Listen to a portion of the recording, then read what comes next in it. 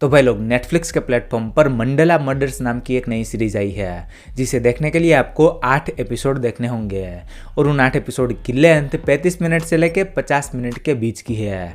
तो कैसी है ये सीरीज और क्या है इस सीरीज में खास, चलिए बात करते हैं।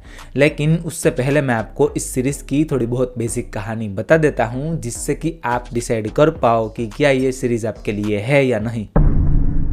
इस सीरीज के अंदर चरणदासपुर नाम के एक गांव को दिखाया जाता है जहां पर कुछ अजीब किस्म के मर्डर होना स्टार्ट हो जाते हैं। तो फिर इसके बाद वहां पर पुलिस आती है, पुलिस इन्वेस्टिगेशन होती है और दूसरी तरफ उस गांव के पास वाले एक जंगल में एक ऐसी मशीन होती है जिसमें एक सिक्का डालने पर जो वरदान मांगा होता है वो पूरा होता है।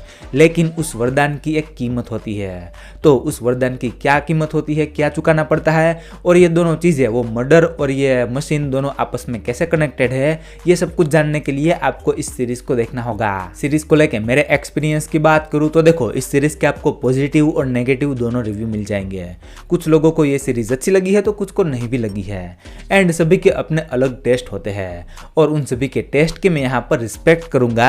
लेकिन मेरी बात करूँ तो मुझे ये गुड सीरीज लगी है, मुझे ये सीरीज पसंद आई है।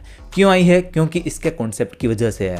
मतलब कि इसका जो कॉन्सेप्ट है वो आपने हॉलीवुड की किसी सीरीज में देखा होगा लेकिन इंडियन शो में बहुत ही कम देखा होगा या फिर ना भी देखा हो। तो इसी के कारण से मुझे इस सीरीज को देखने में मजा आया। इवन स्टार्टिंग में जो अजीब किस्म के मर्डर दिखाए जाते हैं, मतलब कि वो जो पहला मर्डर दिखाया जाता है उसमें एक आदमी के हाथ, पैर और सिर, इन तीनों को सील कर फेंक दिया जाता है, उसका धड़ गायब।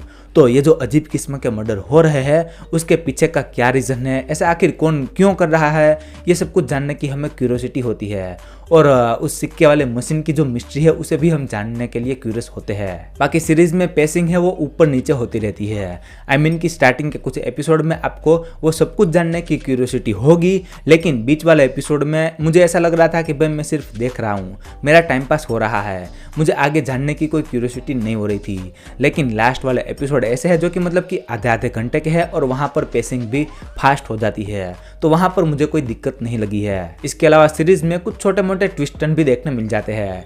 आई मीन कि 5वें, 6ठे, 7वें और 8वें इन सभी एपिसोड में एक एक ट्विस्ट डाला गया है और वो ट्विस्ट ऐसा है कि भाई आपने प्रिडिक्ट नहीं किया होगा, मतलब कि आपने जैसा गेस किया होगा वैसा वो नहीं निकलता है।